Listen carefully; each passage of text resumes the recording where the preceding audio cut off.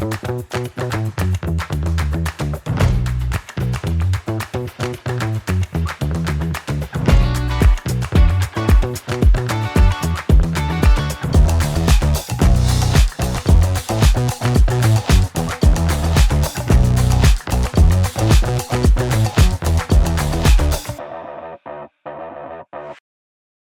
gente que uno conoce y se hace amigo de ellos. Hay muchas cosas que son relacionales, ¿verdad? Que pues de alguna manera te hallas con ellos. Pero este amigo hace ya, yo creo que como unos 25 años que nos conocimos allá. Yo no estaba en el peso en el que estoy ahorita, pero él tampoco tenía el pelo que tiene ahorita. Entonces, es un amigo muy, muy entrañable, es una leyenda. Daniel Prieto pasa a Daniel para pastor, era pastor ya desde entonces. Es muy buena gente, nomás el único defecto que tiene es que es argentino, pero vamos a orar, ¿verdad? Que Dios lo toque. Y gracias, Daniel, por estar acá con nosotros.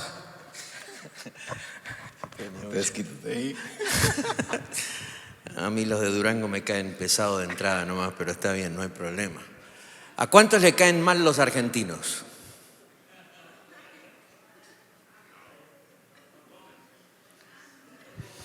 Los hermanos de Liberación, por favor, que están allá, agárrenlo a este sujeto acá.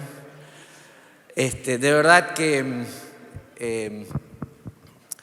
estamos súper contentos con Mónica. Me acompaña mi esposa Mónica. Mónica, ponete de pie, así te conocen. Se dan cuenta que tengo muy buen gusto. Y por supuesto ella es muy inteligente. ¿Sí? Edgar y Mardia nos conocimos por allá a finales de los 90, principio del 2000, andábamos jóvenes y vimos tantas cosas lindas del Señor en ese tiempo.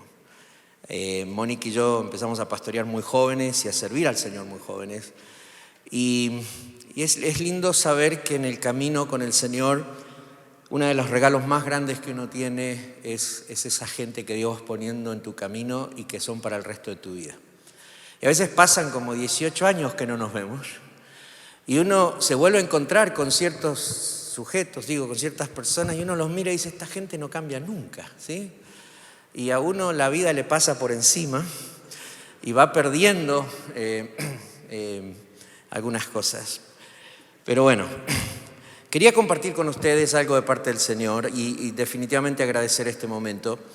Quiero invitarle que si tiene su Biblia, Lucas 24, si tiene su aplicación, pues la prenda en Lucas 24, y si no la tiene, lo va a ver en la pantalla.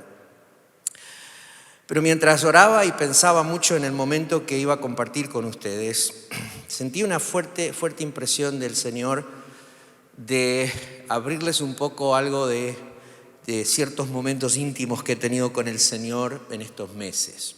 Quiero hablarles del camino. Diga el camino. A ver, dígalo más fuerte. A ver, grítelo.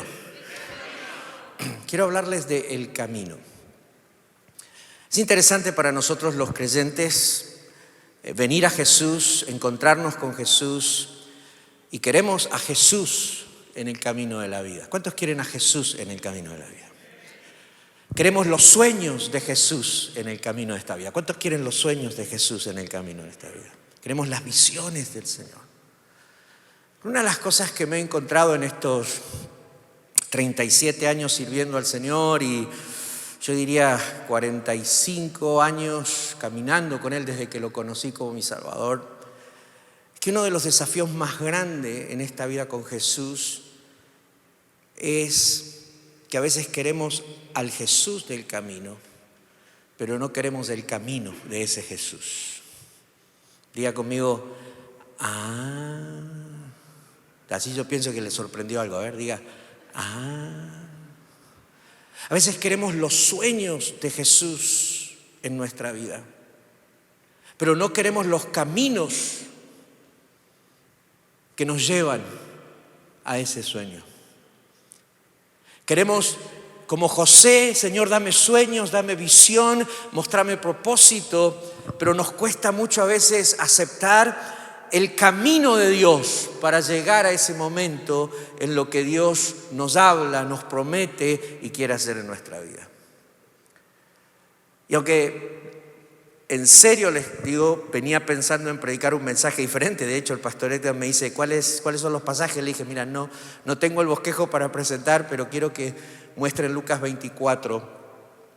Porque en Lucas 24 está ese momento en el día domingo, el día de resurrección, en que 2 discípulos van camino a Emaús. Y usted conoce la historia porque me imagino que él ha leído la Biblia y la ha leído varias veces. Y todos dicen, ¿sí? ¿Está conmigo acá? Ok. Entonces, estos discípulos van camino a Emaús y el capítulo 24, verso 13 dice, aquel mismo día 2 de ellos se dirigían a un pueblo llamado Emaús, a unos 11 kilómetros de Jerusalén. Verso 14 dice, iban conversando sobre todo lo que había acontecido. Verso 15, y sucedió que mientras hablaban y discutían, Jesús mismo se acercó y comenzó a caminar con ellos. Y en ese proceso, el verso 21, Jesús conversando con ellos les dicen estas palabras a Jesús. Pero nosotros abrigábamos la esperanza de que Él, Jesús, era quien redimiría a Israel. Cuando empezamos nuestro camino con el Señor, nosotros empezamos escuchando sus promesas, entendiendo que Él nos llama a una vida nueva. Empezamos a escuchar su palabra, a aprender la Escritura y empezamos nosotros a llenarnos de expectativas de lo que realmente esta vida con Jesús puede llegar a ser. Pero cuando empezamos a caminar en ese camino y empezamos a disfrutarlo y parece que las cosas van a ir de una forma en como nuestras expectativas nos están diciendo, de repente aparecen esos momentos en que nos encontramos en el camino como estos discípulos diciendo, las cosas no están saliendo como yo pensaba que iban a salir. Tenía la expectativa, teníamos la esperanza pero las cosas no están saliendo como pensábamos. Y la razón que sentí que el Señor me dijo, mira Daniel, contales lo que he estado hablando con vos sobre el camino. A principio de años, hace 4 años atrás, mi esposa Mónica y yo tenemos 4 hijas. Las 4 ya están grandes, la más chiquita acaba de graduar de la universidad el año pasado. Y antes de la pandemia teníamos un viaje planeado los 6. Ese viaje para nosotros era un viaje antes y después. Hemos salido siempre los 6 de vacaciones, hemos salido siempre los 6 a hacer road trips y era bueno, ya están grandes, ya se graduaron de la universidad, vamos a hacer nuestro último vacaciones los 6 juntos porque se van a empezar a casar y ya están haciendo su vida profesional. Entonces queremos cerrar una etapa como familia. Queríamos cerrar esa etapa y decir, vamos a hacer el último viaje. La pandemia no nos dejó, fuimos retrasando, postergando, se fueron ocupando. Yo tengo una hija que vive en Los Ángeles, la otra vive en Dallas, la otra vivía en Oregon, la otra en Buenos Aires. Si cada una estaba haciendo su vida, finalmente el año pasado dijimos, en marzo nos vamos a ir 10 días porque teníamos los pasajes desde hace años, teníamos todo arreglado, nos vamos a ir 10 días a las playas de la República Dominicana. ¿Cuántos les gustaría estar ahí en ese momento? ¿Ve? Ustedes son gente espiritual, muy bien. Y vamos a ir con familia, vamos a pasar 10 días, vamos a descansar, quizás sean los 6, después van a venir todos esos sujetos raros que llaman yernos y entonces vamos a tener que involucrarlos, vamos a disfrutar este momento. Estaba todo planeado, ya todas mandándose en un WhatsApp del grupo de la familia fotos de las playas y lo que vamos a sin hacer nada. Y en enero, conversando con un amigo, pues comenzamos a conversar de algo que por siglos se ha hecho, que se conoce como el Camino a Santiago. ¿Alguien ha escuchado acá del Camino a Santiago?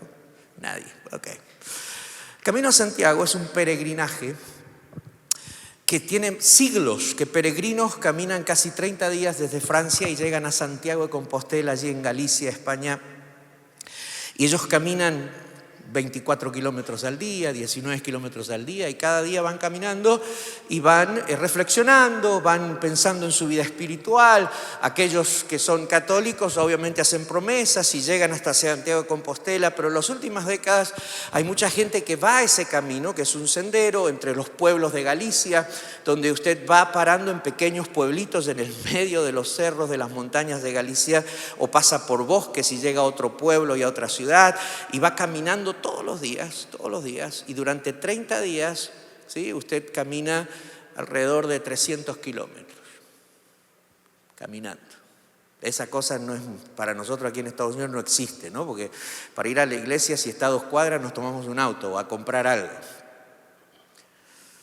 Entonces, este camino a Santiago se ha vuelto un momento reflexivo y yo me puse todo espiritual y reflexivo y vine a mi esposa y le dije: Mónica, vamos a cambiar los planes y no vamos a ir a República Dominicana.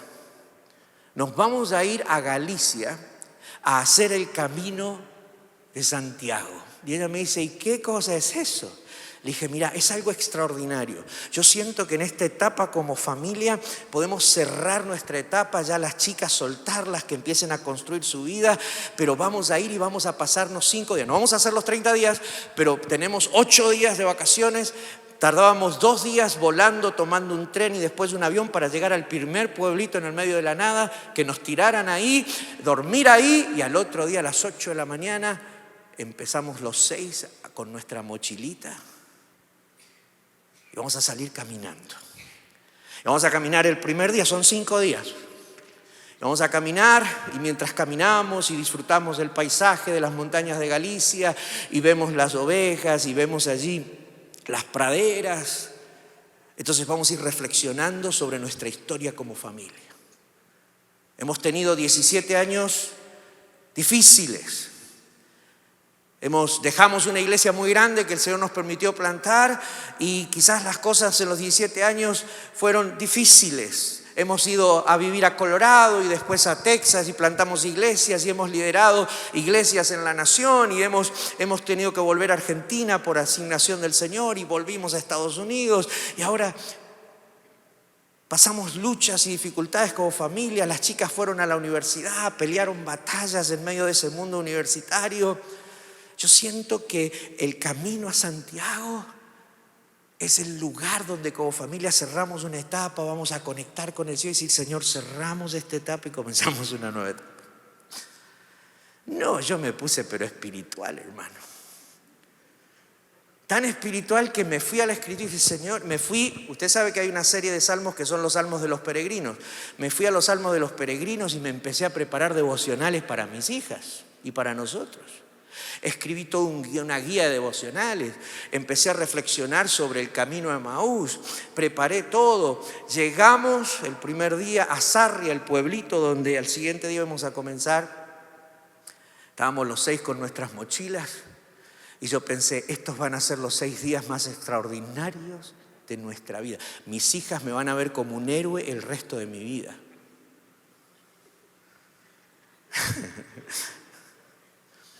Este camino va a ser extraordinario.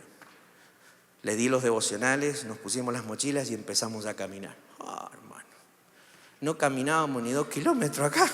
Ya íbamos por el kilómetro 5 y nos dolía hasta el hueso que no sabíamos ni que existía. Y el primer día había que caminar 24 kilómetros. ¿Sí? Era cuestión de subirse a un autobús y en 30 minutos llegábamos al otro pueblo. Pero había que caminar 24 kilómetros. Me acuerdo porque en el camino hay mucha gente que lo hace, entonces te vas encontrando con peregrinos y vas hablando. Y de repente para el kilómetro 5 estábamos todos así como que las plantas de los pies hacían así, ¿no? 5 kilómetros. Y la meta era caminar 105 kilómetros en 5 días. Cada día 24 kilómetros, 19, había un día que era 29 kilómetros. Yo decía: al final de cada día vamos a ponernos en un tiempo devocional y vamos a sentir la gloria de Dios ministrándonos. Para el kilómetro 5 el primer día empezaban los peregrinos. Alguien dijo que en el kilómetro 8 hay un lugar ahí como para tomar agua y parar un rato. Sí, todo el mundo en kilómetro 8. A la mitad del primer día se largó a nevar y estábamos en medio de los cerros de allá de Galicia, ¿sí? Un frío así, hermano. Llegamos al siguiente pueblo. Y yo miraba a mi esposa y miraba a mis hijas y decía, Señor, de héroe soy hombre muerto en este momento. O sea, las cosas literalmente no están saliendo como esperábamos. Nos dolía todo. Pero nos acostamos, nos levantamos a la madrugada del otro día y dijimos, vamos al segundo día de camino. ¡Ánimo, familia! Que esto es del Señor. El Señor preparó este tiempo para nosotros. Y había que caminar, sí, otros 14 kilómetros, 15 kilómetros ese día. Ese día una de mis hijas se lastimó el tobillo. La otra entró en estrés, así que tuvo que tomarse un taxi para llegar al siguiente pueblo. Y los demás llegamos con bastones. El tercer día eran 29 kilómetros, calculamos y dijimos, la meta son 100 kilómetros, porque con 100 kilómetros nos dan el certificado de Compostela y podemos decir, fuimos peregrinos caminando en el camino por 100 kilómetros. Así que calculamos y el tercer día llegamos a la mitad del camino porque nos sobraban algunos kilómetros y nos tomamos un taxi. 5 días caminando, caminamos 105 kilómetros. Terminamos con momentos muy interesantes, eso es cierto. Hubieron momentos de mucha conversación en el camino, muchas experiencias muy lindas. Pero lo que yo no había calculado del camino a Santiago era que ese camino no era una cuestión así plana y que todo iba a salir fácil. Eran planicies, eran cerros, el segundo día eran bosques y había que caminar entre los bosques. Lo que no calculé fue que en el camino nos íbamos a lastimar un tobillo o que, aunque me compré las zapatillas que me habían recomendado para senderismo, igual me salían ampollas en los dedos y había que caminar con esas ampollas. ¿Por qué te estoy contando toda esta historia?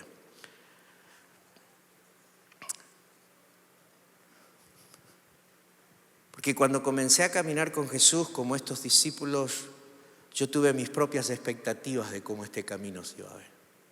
Cuando el Señor me llamó a servirle, yo construí mis propias expectativas de cómo mi ministerio se iba a ver.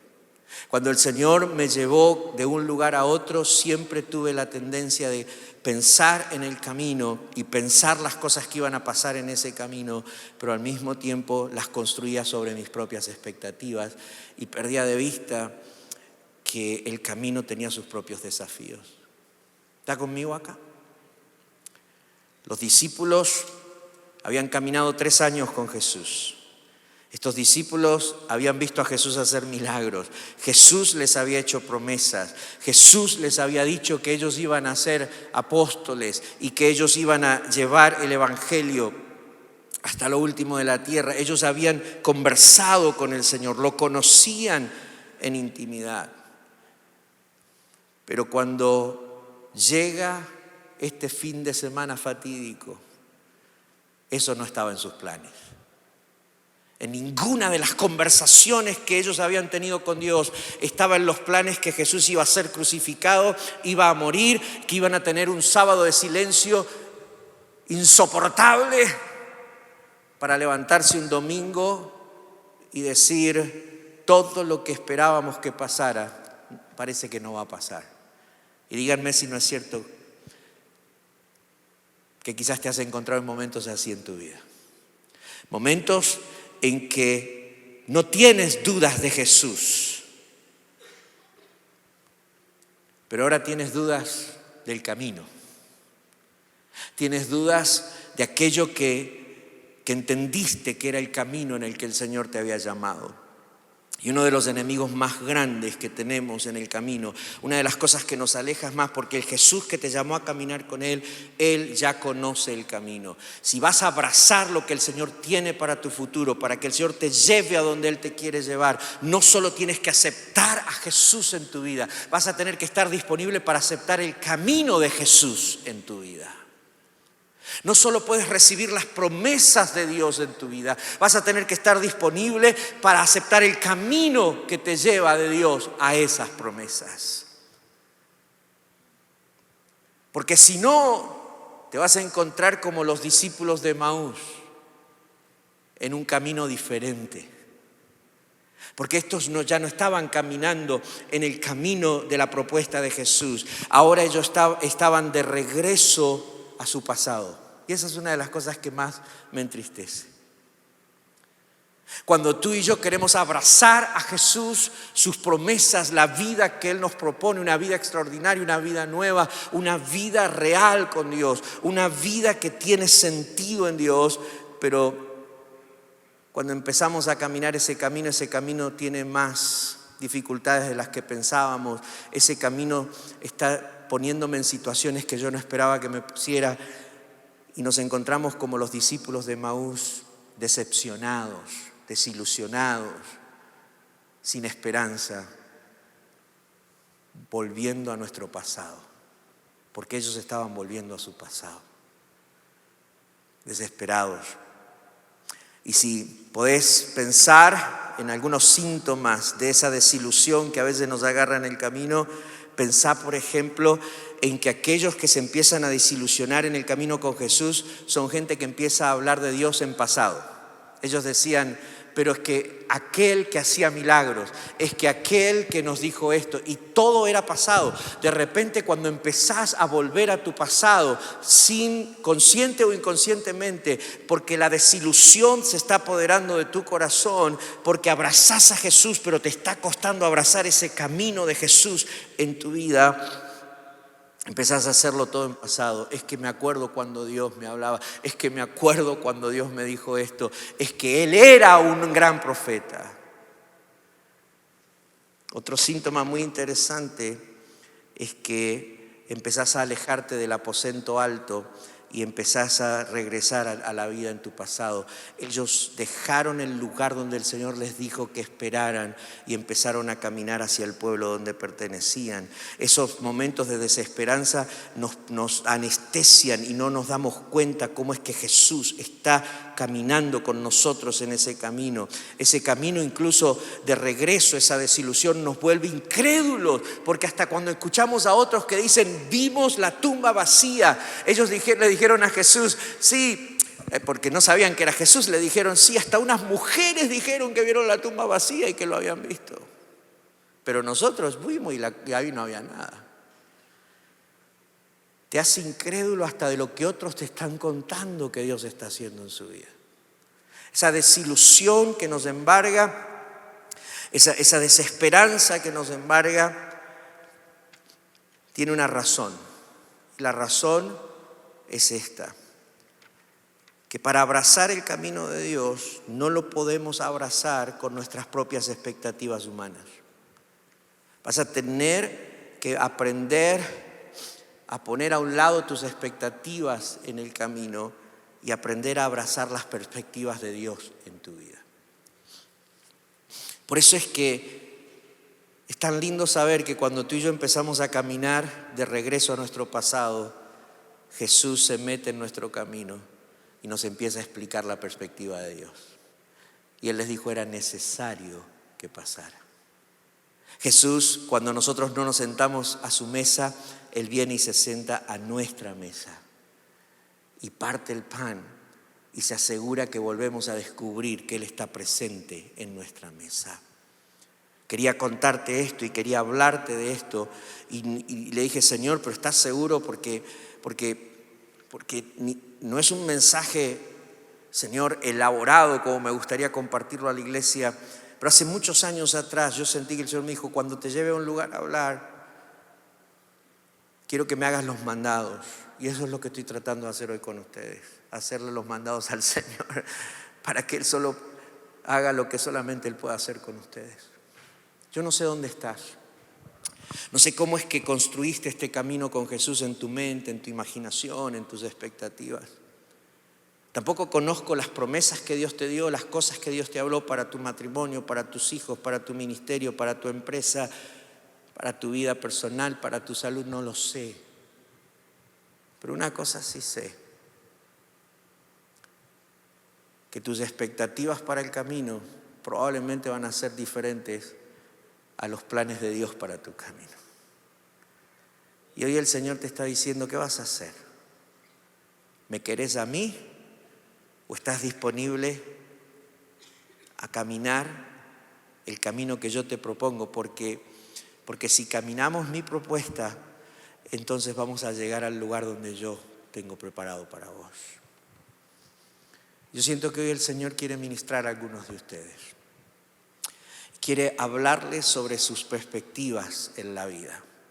El Señor quiere meterte hoy un momentito en ese camino de tu vida y quiere hablarte al corazón. Quiere recordarte algunas cosas que te habló, pero por sobre todo Él quiere sacarte de tus expectativas y decirte, déjame volver a poner esperanza en tu corazón.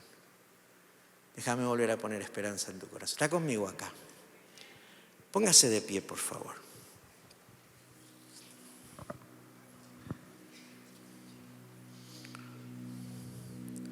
Incline su rostro si puede hacerlo.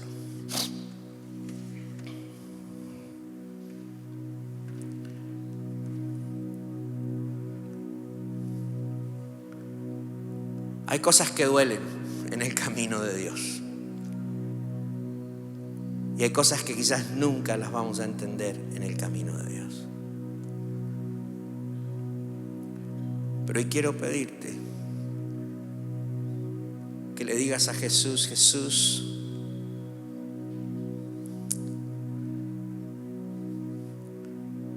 llévame por tu camino. ¿Qué son esos pensamientos con los que estás luchando? Que como estos dos que iban en el camino tristes, dice la Biblia, y cabizbajos, cada vez en lugar de acercarte más a la propuesta de Dios para tu vida, al destino de Dios, te están llevando atrás, te están alejando. Hoy Jesús se pone en medio tuyo, en medio de tus conversaciones más íntimas. Hoy el Señor se mete en los pensamientos más secretos que estás teniendo. Hoy el Señor se mete en las desilusiones más grandes con las que estás peleando en tu corazón.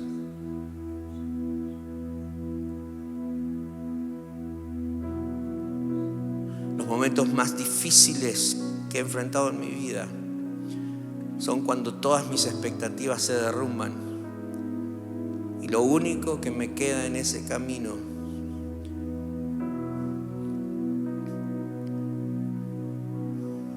es pensar que aunque estoy lleno de desilusión, Jesús se va a tomar el tiempo de venir a mi camino y empezar a hablar a mi corazón. Decirme, Daniel, ¿te acordás cuando tenía 13 años y te dije esto? ¿Te acordás, Daniel, cuando recién casado te di esta palabra? ¿Te acordás cuando tomaste aquella decisión?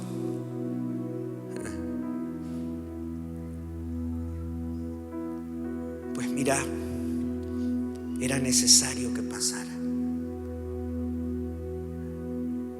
Mira, Daniel, te ha costado esta semana sentarte a mi mesa. No estás leyendo la Biblia buscando mi voz.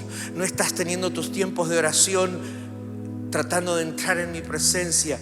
No te estás sentando a mi mesa, pero yo estoy disponible para meterme en tu mesa. Quiero sentarme en tu mesa hoy y quiero partir el pan en tu mesa y quiero orar en tu mesa, porque quiero que abras los ojos y entiendas que aunque el silencio es atroz y la cruz te dijo que es el final de todo, yo estoy presente y esto es solo el comienzo de lo que yo he estado trabajando para tu vida.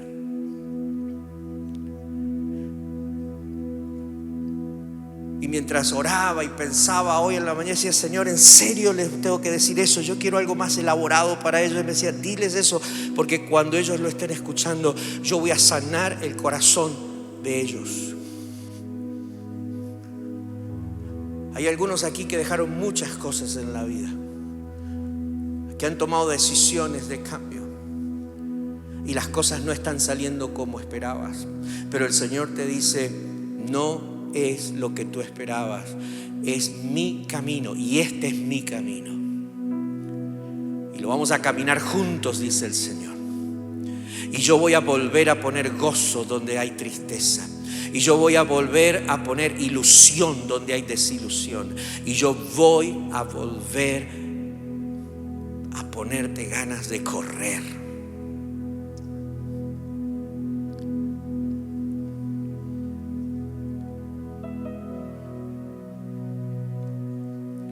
Porque aunque todo lo que esté pasando te diga que has fracasado,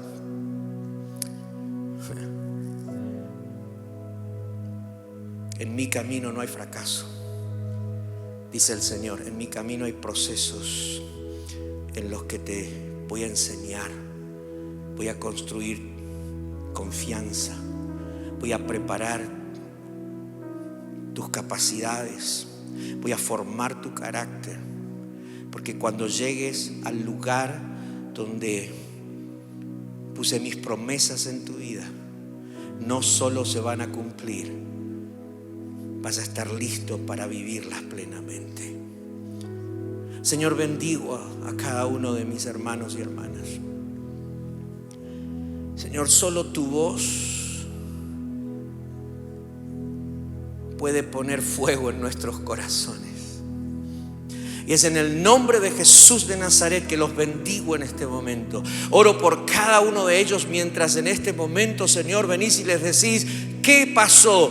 ¿Qué está pasando? ¿Por qué estás así? ¿Por qué has estado enojado y frustrado esta semana? ¿Por qué esta semana has estado de alguna forma triste en lugar de disfrutar mi presencia? Empecé a contarle, porque mientras le cuentes, el Señor va a abrir tu entendimiento. Y esto es lo que el Señor quiere hacer ahora. El Señor va a cambiar tus expectativas por sus planes. En el nombre de Jesús, Señor, pido que abras la escritura a cada uno de ellos. Y mientras se las abres, que el corazón de ellos vuelva a arder. En el nombre de Jesús de Nazaret, que el fuego de tu espíritu, que el fuego de tu palabra, que el fuego de tu presencia los vuelva a llenar en este momento. Y ellos puedan hoy salir a casa y quizás no hay muchas respuestas, pero ellos puedan decir, no ardía nuestro corazón. No ardía nuestro corazón cuando nos abría las escrituras. Bendigo tu camino.